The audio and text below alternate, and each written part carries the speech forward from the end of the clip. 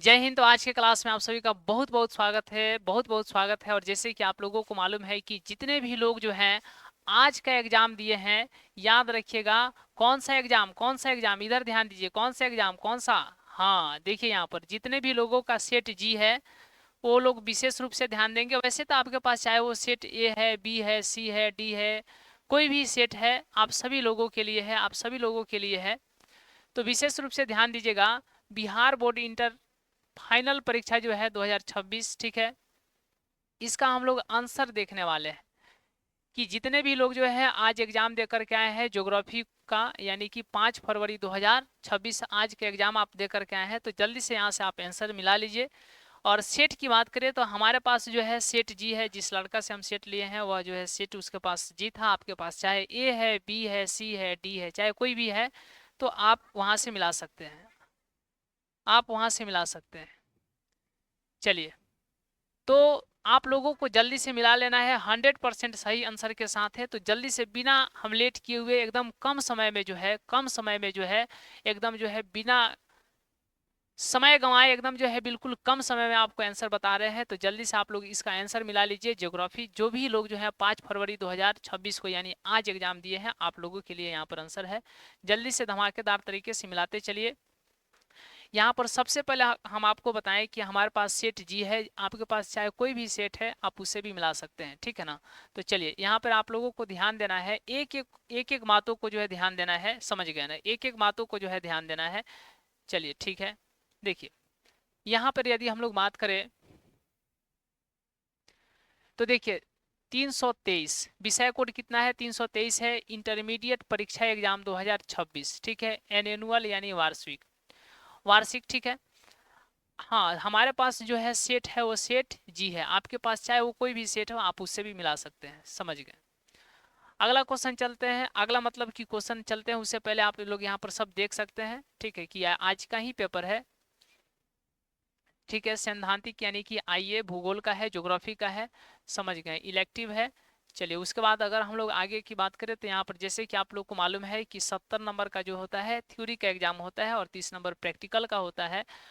हाँ, टाइम जो है वही 3 घंटा 15 मिनट का आपको समय दिया गया था। सेट हमारे पास जी है, और इसका यहाँ पे आप लोग को ध्यान देना है कि आपको जो है यहाँ पर 70 यहाँ पर प्रश्न है, मतलब कि वस्तुनिष्ठ 70 है और 35 प्रश्नों का ही उत्तर देना अनिवार्य है। तो कोई भी 35 प्रश्न का आंसर दे दीजिए, हम तो 70 का पूरा जो है आंसर मिलाएंगे, समझ गए ना, समझ गए। तो सेट कौन सा है भैया, जी है, सेक्शन ए है। चलिए, यहाँ पर पहला क्वेश्चन आया था आज के एग्जाम में, इधर ध्यान दीजिएगा, आज के एग्जाम में पहला क्वेश्चन आया था, ध्यान दीजिएगा सभी लोग। चलिए, पहला क्वेश्चन आया था कि भारत में पहला रेडियो कार्यक्रम कब प्रारंभ हुआ, तो 1923 में। कब, 1923 में। दूसरा क्वेश्चन क्या था, तो याद रखिएगा, दूसरा क्वेश्चन था कि मुक्त आकाश नीति किस वर्ष लागू की गई, तो जल्दी से बताइए किस वर्ष लागू की गई, 1992 में। कब, 1992 में। मात्र 5 मिनट में आपको हम सारा का सारा आंसर मिला देते हैं। निम्नलिखित पत्तनों में से कौन भारत के पूर्वी तट पर है, तो याद रखिएगा तूतीकोरिन। कौन सा भैया, तूतीकोरिन, समझ गए ना। अगला क्वेश्चन है 4 नंबर, आज के प्रश्न क्या था, ध्यान दीजिए। चलिए, आज का जो है 4 नंबर प्रश्न क्या था उस पर ध्यान दीजिए।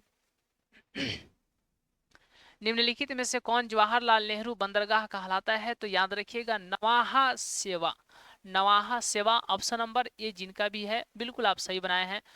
5 नंबर प्रश्न हम लोग देख लेते हैं। 5 नंबर प्रश्न था कि कोंकण रेलवे का विस्तार किस राज्य में नहीं है, तो गोवा में भी है, महाराष्ट्र में भी है, कर्नाटक में भी है। याद रखिएगा किस में नहीं है, तो आपको याद रखना है गुजरात में, समझ गए ना, गुजरात में, समझ गए, गुजरात में। जितने भी लोग आज एग्जाम दे करके आएंगे जल्दी से आप लोग आंसर मिला लीजिएगा। हमारे पास सेट जी है, आपके पास चाहे सेट ए है, बी है, सी है, कोई भी है, तो आप वहां से भी मिला सकते हैं, समझ गए ना, आप वहां से भी मिला सकते हैं, ठीक है, आप वहां से भी मिला सकते हैं।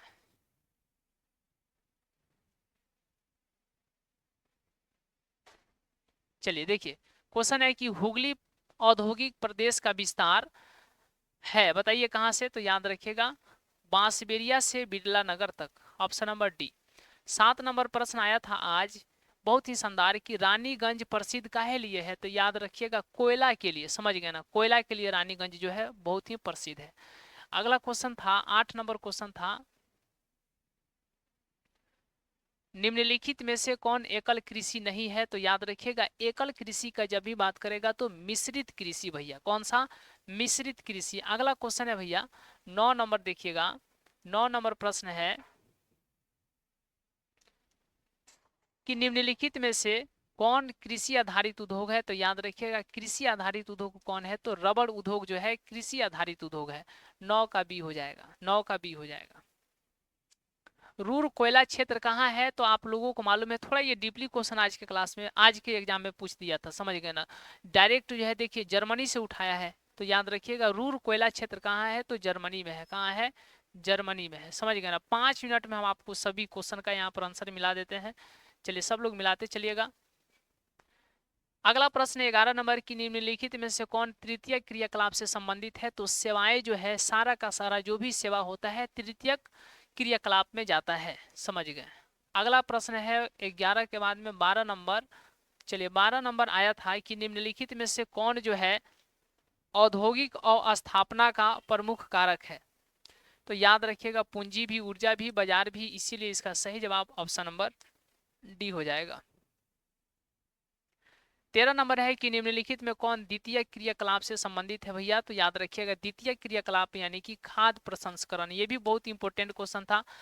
तो ये सब जो है जो भी आप लोग को बताया गया था वहां से क्वेश्चन पूछे गए हैं, जो है आप कल का क्लास देखे होंगे तो आपको पता होगा। इसीलिए जल्दी से जितने लोग चाहते हैं फिर जो है हिस्ट्री का एग्जाम है तो उसके लिए भी हम लोग लेकर के आएंगे बहुत इंपॉर्टेंट प्रश्न। तो जल्दी से इस अभी आप नए हैं तो चैनल को सब्सक्राइब कीजिए, लाइक कीजिए, शेयर कीजिए, क्योंकि आगे का जो है क्लास आपको नहीं छूटे। आगे का वीडियो जो इंपॉर्टेंट वीडियो मिलने वाला है वो आपको नहीं छूटे, समझ गए ना, वो आपको नहीं छूटे। चलिए पनामा नहर की लंबाई कितना है? तो 80 से लेकर के 92 किलोमीटर तक, जिनका भी डी है सही हो जाएगा। 15 का अब हम लोग देखते हैं। भारत में जनसंख्या की वार्षिक वृद्धि दर कितना है भैया? तो 1.64% है, समझ गए ना। 16 नंबर प्रश्न आया था आज कि 2011 के जनगणना के अनुसार निम्नलिखित राज्यों में से किसकी जनसंख्या का घनत्व सबसे कम है? तो याद रखिएगा अरुणाचल प्रदेश। याद रखिएगा अरुणाचल प्रदेश, समझ गए ना। 17 नंबर ध्यान दीजिए, 17 नंबर ध्यान दीजिए।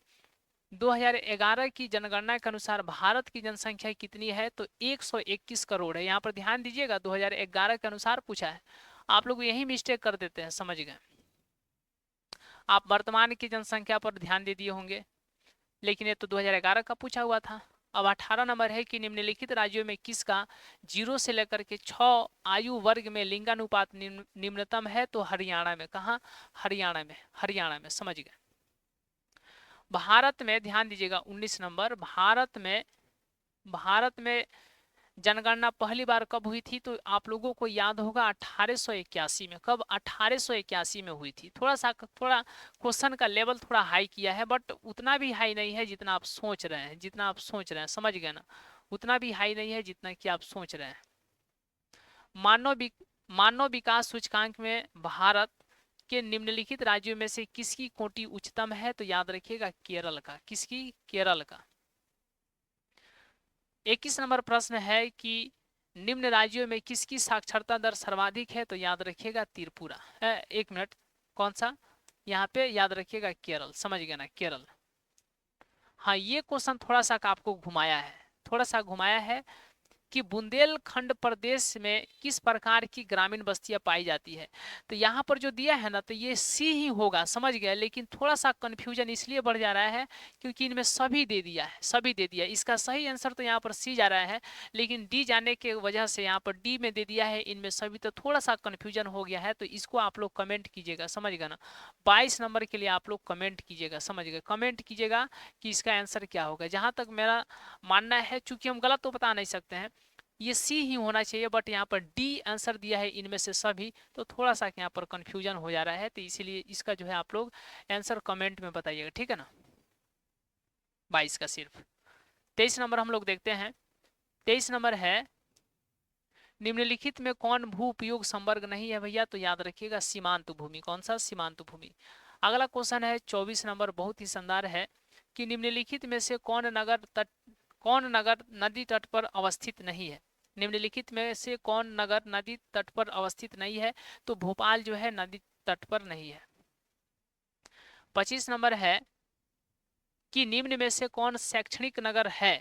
तो जब भी शैक्षणिक का बात करेगा तो वैसे तो आप देखिएगा रुड़की है, बहुत सारा है, तो उसी में पिलानी भी है। कौन है? पिलानी भी है। ऑप्शन नंबर यहाँ पर ये हो जाएगा। 25 के बाद में आप देखिएगा तो 26 नंबर बहुत ही शानदार प्रश्न है। देखिए ये कितना आसान प्रश्न उठा दिया है। हरित क्रांति संबंधित है भैया। किससे संबंधित है? तो याद रखिएगा खदान उत्पादन से। किससे? खदान उत्पादन से, सी हो जाएगा।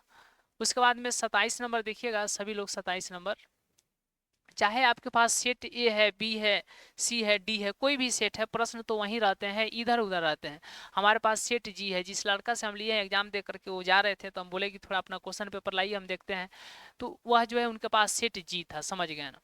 सिंचित क्षेत्र में मृदा निम्नीकरण का मुख्य कारण क्या है भैया? तो याद रखिएगा मृदा लवणता, समझ गया। ऑप्शन नंबर यहाँ पर सी हो जाएगा।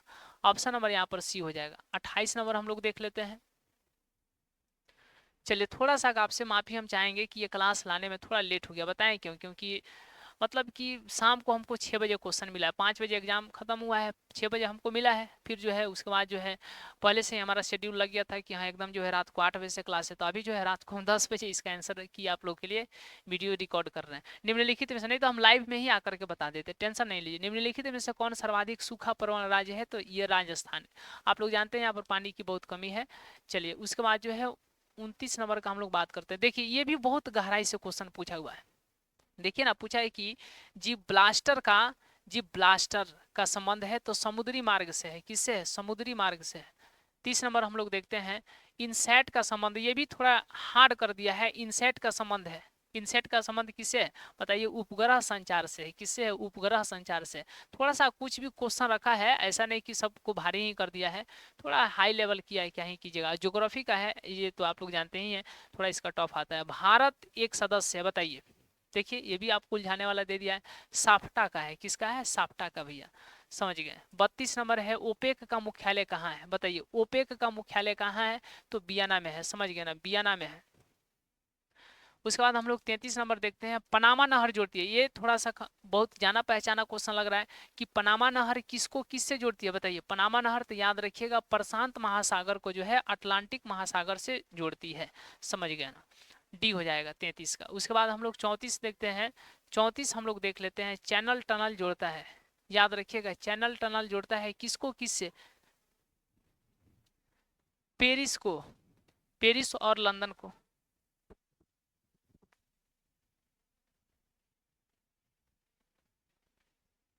चैनल टनल जोड़ता है पेरिस को लंदन से। किसको? पेरिस को लंदन से, समझ गए ना।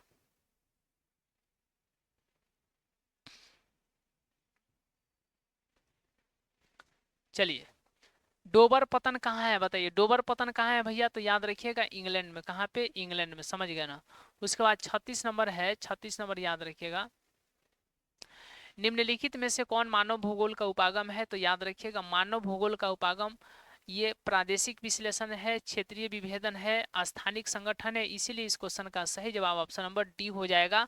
निम्नलिखित ये सभी, इनमें से सभी, ऑप्शन नंबर डी। चलिए उसके बाद में 37 नंबर हम लोग देखते हैं। 37 नंबर बहुत आसान है कि भूगोल में मात्रात्मक क्रांति संबंधित है। तो याद रखिएगा मानव भूगोल से भी, भौतिक भूगोल से भी, इसीलिए इसका सही जवाब ऑप्शन नंबर सी हो जाएगा। जल्दी से आप लोग आंसर मिला लीजिए, समझ गया ना। 38 नंबर है, जल्दी से बताइए। 38 नंबर है लिंग भूगोल मानव भूगोल के किस क्षेत्र का उपक्षेत्र है? तो याद रखिएगा सामाजिक भूगोल का। किसका? सामाजिक भूगोल का। किसका? सामाजिक भूगोल का। उसके बाद में 39 नंबर बहुत ही आसान प्रश्न है कि निम्नलिखित में से कौन विरल जनसंख्या वाला क्षेत्र है? विरल जनसंख्या वाला क्वेश्चन पूछा है तो पश्चिमी ऑस्ट्रेलिया, समझ गए ना। पश्चिमी ऑस्ट्रेलिया थोड़ा सा कि हाई क्वेश्चन कर दिया है। उसके बाद में देखिएगा तो 39 के बाद में 40 नंबर बहुत ही आसान प्रश्न है ये, निम्नलिखित देशों में से किसकी जनसंख्या सर्वाधिक है? तो सभी लोग जानते हैं भारत की, लगभग 145 करोड़ यहाँ पर पहुंच गया है। उसके बाद 41 नंबर है कि जनसंख्या परिवर्तन का घटक कौन है? तो जन्म भी है, मृत्यु भी है, प्रवास। इसीलिए इसका सही जवाब ऑप्शन नंबर डी हो जाएगा, इनमें से सभी। उसके बाद जो है हम लोग देखते हैं 42 नंबर को देख लेते हैं, आयु लिंग पिरामिड का संबंध किससे है? तो याद रखिएगा पुरुष एवं महिला जनसंख्या से, समझ गए ना। ऑप्शन नंबर सी। 43 नंबर है, ध्यान दीजिएगा, आसियान का मुख्यालय कहाँ है भैया? तो जकार्ता में है। कहाँ है? जकार्ता में है। उसके बाद जो है 44 नंबर देखिएगा कि झील के किनारे किस प्रतिरूप की बस्ती मिलती है, तो गोलाकार मिलती है। कैसे मिलती है? गोलाकार मिलती है, सर्कुलर, समझ गया ना। उसके बाद 45 देख लीजिए, निम्नलिखित में से कौन प्रशासनिक नगर है, तो बीजिंग भी प्रशासनिक नगर है, अदिस अबाबा भी है, लंदन भी है, इसीलिए इसका सही जवाब ऑप्शन नंबर डी हो जाएगा, इनमें से सभी, इनमें से सभी। निम्नलिखित में से कौन ऑस्ट्रेलिया की राजधानी है? ऑस्ट्रिया नहीं बल्कि ऑस्ट्रेलिया, समझ गए। ऑप्शन नंबर यहाँ पर बी कैनबरा हो जाएगा। उसके बाद में 47, यहाँ पे 47 पूछा है, general agreement on trade and tariff यानी GATT को कब विश्व व्यापार संगठन WTO में रूपांतरित कर दिया गया, तो याद रखिएगा जनवरी 1995 में, जनवरी 1995 यानी कि बी हो जाएगा, 47 का बी हो जाएगा। उसके बाद आ जाइए 48 नंबर है, बहुत ही मस्त प्रश्न है कि जीन गोटमैन का संबंध किससे है, तो याद रखिएगा जीन गोटमैन का संबंध जो है मेगालोपोलिस से है, मेगालोपोलिस से है, मेगालोपोलिस से है, ठीक है। 48 का भी। 49 नंबर है, निम्नलिखित में से कौन नगरीय समस्या है, तो पेयजल की कमी, वायु प्रदूषण, मलिन बस्ती, इसीलिए इसका सही जवाब ऑप्शन नंबर डी, इनमें से सभी। उसके बाद जो है 50 नंबर ध्यान दीजिएगा, 50 नंबर है कि जनांकीय संक्रमण सिद्धांत की किस अवस्था में घटती हुई जन्म दर एवं घटती हुई मृत्यु दर होती है, तो याद रखिएगा तृतीय। कौन सी अवस्था में? तृतीय अवस्था में, ऑप्शन नंबर यहाँ पर सी हो जाएगा। चलिए उसके बाद 51 नंबर हम लोग देखते हैं भैया। 51 नंबर है कि कौन आयु वर्ग कार्यशील जनसंख्या का प्रतिनिधित्व करता है, तो ये देखिए, ये कल ही बताए थे कि याद रख लीजिएगा, बहुत इंपॉर्टेंट है, 15 वर्ष से 59 वर्ष तक, ऑप्शन नंबर डी। 52 नंबर प्रश्न है कि निम्न में से कौन मानव विकास का उपागम है, निम्न में से कौन मानव विकास का उपागम है, तो आय उपागम भी है, क्षमता उपागम भी है, कल्याण उपागम भी है, इसीलिए इसका सही जवाब ऑप्शन नंबर डी, इनमें से सभी हो जाएगा। 53 नंबर ध्यान दीजिएगा, मानव विकास सूचकांक में प्रथम स्थान किस देश का है, किस देश का है, तो ये भी कल बताए थे, ये बहुत इंपॉर्टेंट है, नॉर्वे का है। किसका है? नॉर्वे का है, समझ गया ना। 54 नंबर देख लीजिए, 54 नंबर बहुत आसान है, ब्राजील के बड़े कॉफी बागान को क्या कहा जाता है? फेजेंडा कहा जाता है। क्या कहा जाता है? फेजेंडा कहा जाता है, समझ गया ना। 55 नंबर देखिए, रबर किस प्रकार की कृषि उपज है, तो याद रखिएगा रोपण कृषि। कैसी? रोपण कृषि, समझ गया ना। उसके बाद में 55 के बाद में हम लोग देखते हैं 56 नंबर है कि वेल्डस कहाँ है, बताइए तो वेल्डस कहाँ है? अफ्रीका में है। कहाँ है? अफ्रीका महादेश में, समझ गया ना। 56 के सी। उसके बाद में 57 नंबर देख लीजिए, निम्न में से कौन सोयाबीन उत्पादन में अग्रणी राज्य है, तो मध्य प्रदेश में सबसे ज्यादा सोयाबीन होता है, ऑप्शन नंबर सी हो जाएगा। नरमा संबंधित है, तो याद रखिएगा कपास से। नरमा किससे संबंधित है? कपास से है। किससे है? कपास से है। उसके बाद जो है 59 नंबर हम लोग देख लेते हैं। देखिए 59 नंबर क्या है कि निम्नलिखित में कौन सबसे छोटी बेसिन है, निम्नलिखित में कौन सबसे छोटी बेसिन है, तो तापी बेसिन है। कौन सी? तापी बेसिन, समझ गया ना, option number C, Tapi basin. चलिए उसके बाद जो है 60 नंबर हम लोग देख लेते हैं। 10 ठो और प्रश्न है, कितना? 10 ठो और। दक्षिण भारत में सिंचाई का मुख्य स्रोत क्या है, तो नहर है। क्या है? नहर है। ये तो एकदम हलवा प्रश्न था। तो ऐसे भी कुछ प्रश्न थे जो कि बहुत ही आसान प्रश्न थे, सबको आप भारी नहीं कर सकते हैं। बैलाडीला किस राज्य में है, तो छत्तीसगढ़ में है। कहाँ है? छत्तीसगढ़ में है। उसके बाद जो है 62 नंबर देख लीजिए। वाह, 62 नंबर है कि निम्नलिखित में से कौन अभ्रक उत्पादन में अग्रणी राज्य है। कौन जो है अभ्रक उत्पादन में अग्रणी राज्य है, तो सभी लोग जानते हैं झारखंड है, समझ गए ना।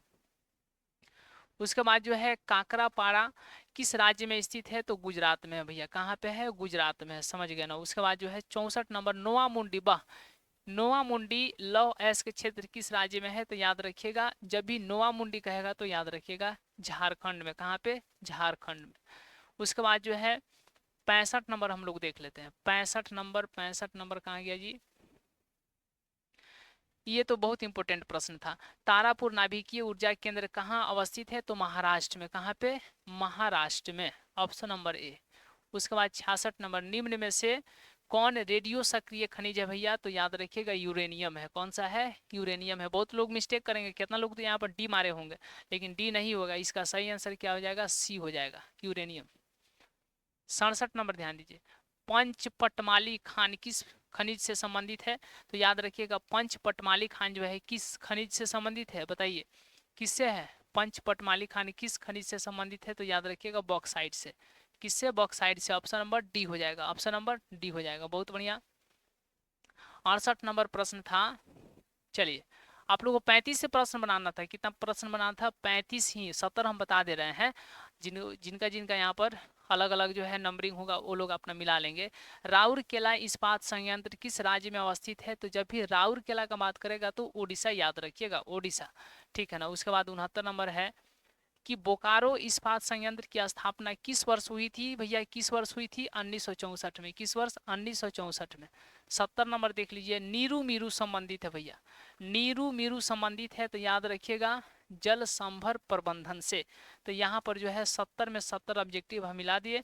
आप लोग 35 बना करके आए होंगे, तो आपका कौन कौन 35 सही है वो जो है मिलाइएगा, और किनका कितना ऑब्जेक्टिव सही है ये भी कमेंट कीजिएगा। दूसरा बात ये कि आपको जो है क्लास कैसे लगा और ये भी कमेंट कीजिएगा। अगला आप हिस्ट्री के लिए तैयार हो जाइए, फिर जो अब हम लोग हिस्ट्री का क्लास लेकर के आएंगे, समझ गए ना। तो आप लोग सभी लोग धमाकेदार तरीके से आप हमारे साथ जुड़ जाइए। नए हैं तो चैनल को सब्सक्राइब कर लीजिए ताकि सबसे पहले वीडियो का नोटिफिकेशन आपके पास पहुंचे, क्लास का नोटिफिकेशन आपके पास पहुंचे, समझ गए ना। बाकी मिलते हैं, किसी भी प्रकार का आपको जानकारी चाहिए तो इस नंबर पर आप कांटेक्ट कर सकते हैं, व्हाट्सअप कर सकते हैं, समझ गए ना। 88 73 74 10 70, 88 73 74 10 70, यहाँ से आप कांटेक्ट हो जाइएगा। आपको वहाँ पर सब कुछ जोड़ जाड़ दिया जाएगा, ग्रुप से जुड़ जाइएगा, आपको हर एक प्रकार का नोटिफिकेशन मिल जाएगा, किस प्रकार का क्लास चलता है, ऑफलाइन क्लास के लिए, किसी भी प्रकार के लिए, ऑनलाइन क्लास के लिए, सबका आपको यहाँ पर सूचना दे दी जाएगी। ठीक है, फिर तो मिलते हैं फिर हम जल्दी से अगले क्लास में, ठीक है ना। तब तक के लिए बहुत बहुत धन्यवाद, बहुत बहुत धन्यवाद, बहुत बहुत धन्यवाद, थैंक यू।